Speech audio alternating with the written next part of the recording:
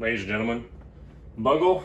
Today we're going to be talking about Enlisted, the World War II free-to-play first-person shooter. Now you may be asking yourself, hey Bungle, what is Enlisted? Well, Enlisted is a great alternative to AAA games such as Battlefield 5. If you want a game, a World War II era game that focuses on historical authenticity and historical accuracy, well, Enlisted is the way to go.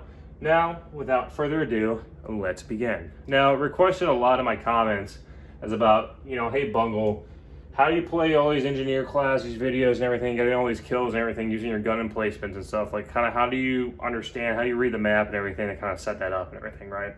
And that's a really good question and a really good, suggestion for making a video. And what we're gonna do here, we're gonna kind of talk about this, my thoughts, my kind of what I go into when I do this. But also what I'm gonna go and suggest too, and please comment down below if you really want me to do a series on this, on every single map, is basically talk about map types and map gameplay. So, for example, right, we're talking about Battle Moscow. There's two different game types in this game mode so far, right, or Enlisted. There's Invasion, which is pretty much, if you play Battlefield or whatever, it's like Rush, right? Basically capture the objective, and then you move on to the next objective and you keep moving. And as you capture more objectives, the invading team, the enemy team gets more respawn points and everything like that. Whereas Conquest is pretty much you just run around, capture the objective and stuff like that. Pretty much typical Conquest game mode. So, different maps, different game modes does influence my decision, my process for where I'm going to go and place my gun emplacements and etc.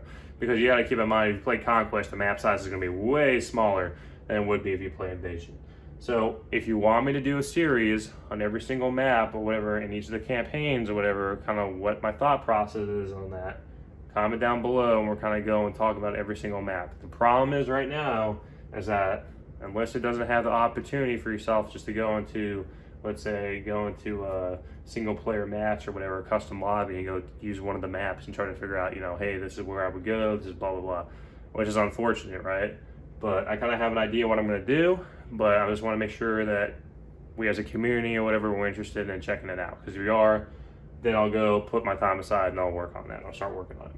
But pretty much this series, or it's probably going to be a series, I imagine. It's going to be a gun emplacements, and we're talking about the MG42, the AAA, which is your flak gun, 38 or whatever, and then your anti-tank gun, which you use against anti-tanks, or use it to kill tanks. Now, basically what I'm going to do, like all my other series, give you an overview, talk about kind of choke points, what they are, how do you identify them, and lastly, why the engineer is the best class in the game. So starting off right away, overview, right? It's pretty much gun emplacements and everything is built by an engineer class, right?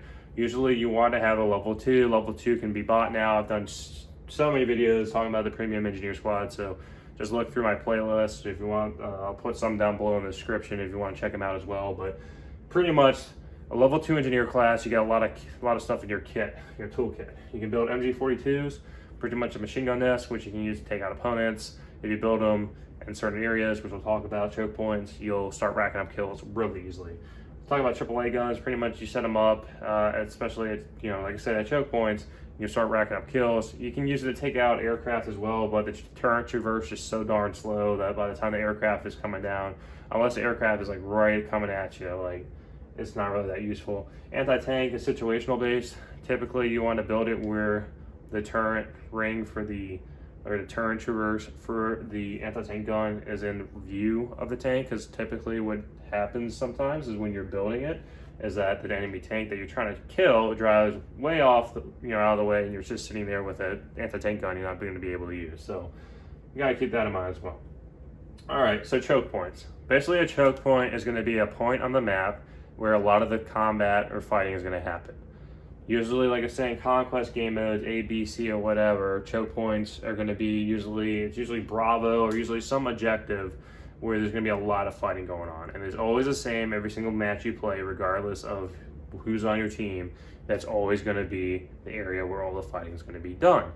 Now, of course, Invasion, the choke point is going to move closer to each objective is going to have a choke point, right?